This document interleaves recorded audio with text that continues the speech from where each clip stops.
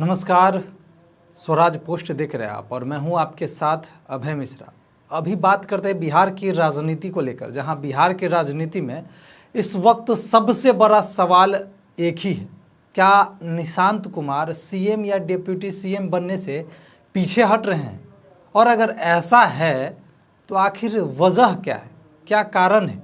क्योंकि चर्चा तेज है कि निशांत कुमार जो है फिलहाल कोई बड़ा पद लेने के मूड में नहीं है, लेकिन सवाल जो है एक बहुत बड़ा खड़ा होता है। अगर राजनीति में आए हैं निशांत कुमार तो फिर जिम्मेदारी लेने से पीछे क्यों हट रहे हैं? अगर जिम्मेदारी नहीं लेना होता तो फिर वो राजनीति में क्यों आते? और कुछ लोग कह रहे हैं कि निशांत कुमार की राजनीति में रुचि कम है, तो ऐसा ही। और कुछ लोग जो है वो भी अलग अलग बात कर रहे हैं। कुछ लोग कह रहे हैं कि वो आध्यात्मिक सोच वाले हैं, और कुछ कह रहे हैं कि उनको मन नहीं था इस पॉलिटिशियन में आने का, लेकिन आना पड़ा, मजबूरी था शायद। यानी राजनीति में आ तो गए हैं लेकिन मन नहीं है।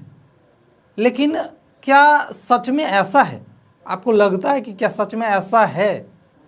अगर निशांत कुमार को देखें तो निशांत कुमार राजनीति में दिलचस्पी नहीं रखते। अगर मान ले अगर नहीं रखते तो फिर वो लगातार जो है वो कार्यक्रम में क्यों दिख रहे हैं? आजकल आप देख रहे होंगे हर कार्यक्रम में वो दिखते हैं।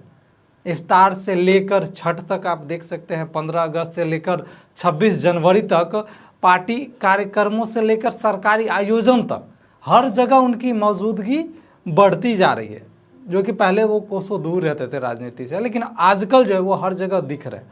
यानी साफ संकेत है कि राजनीति में उनकी एंट्री सिर्फ औपचारिक नहीं है बल्कि तैयारी लंबी है। अब किस चीज़ की लंबी है तैयारी वो तो वही जानते होंगे। तो फिर सवाल जो है सीएम या डिप्टी सीएम बनने में हिचक क्यों, ये सबसे बड़ा अहम सवाल है। अगर ऐसा है तो आखिर क्यों वो हिचक क्यों रहे हैं? एक बड़ी वजह बताई जा रही है, ऐसे में चर्चा चल रही है कि एक वजह, इसका एक बड़ा वजह है कि वो अनुभव निशांत के पास कम है, ऐसा लोग कहते हैं, जिसके कारण शायद वो नहीं बनना चाहते। और निशांत कुमार अभी राजनीति को समझना चाहते हैं, जमीनी समीकरण, सत्ता की कार्यशैली, नेतृत्व की जिम्मेदारी, इन सब को सीखने के बाद ही बड़ा पद लेना चाहते हैं, ऐसा चर्चा है। क्योंकि उनके सामने बड़ी विरासत है, उनके पिता की, नीतीश कुमार की सबसे बड़ी विरासत उनके सामने है।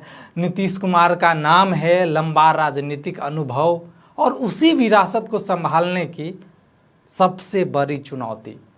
लेकिन यहाँ जो है एक और ट्विस्ट है, क्योंकि निशांत कुमार की बात चल रही है और यहाँ ट्विस्ट होना तो एकदम लाजमी है कि भाई ट्विस्ट तो होगा ही। अगर निशांत कुमार बड़ा पद नहीं लेते तो जेडीयू में, जो जेडीयू का जो पार्टी है, उसमें नेतृत्व का सवाल खड़ा हो जाएगा और यही से शुरू होगा असली खेल। क्या तब कोई और चेहरा आगे आएगा?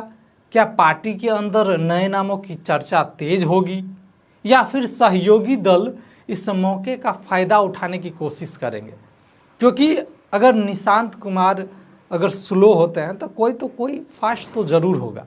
और राजनीतिक जानकार मानते हैं अगर निशांत पीछे हटते हैं, अगर वो निशांत आगे के बजाय थोड़े पीछे अगर चले जाते हैं तो जेडीयू के अंदर जो है बड़ा असंतुलन पैदा हो सकता है।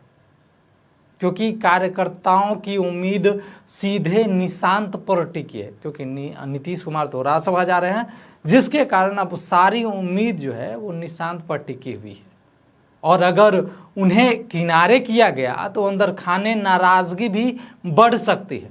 यानी आप कह सकते कि स्थिति साफ है, निशांत बनते हैं अगर तो खेल एक दिशा में जाएगा, और निशांत पीछे हटते हैं तो राजनीति पूरी तरह बदल सकती है। यानी कि आगे बिहार के राजनीति में सबसे बड़ा कुछ भी हो सकता है। अब सबसे बड़ा सवाल जो है एक ही है, क्या निशांत अभी तैयारी के मूड में नहीं है या सही समय का इंतजार कर रहे हैं, या फिर पर्दे के पीछे कोई बड़ी रणनीति जो है वो बन रही है?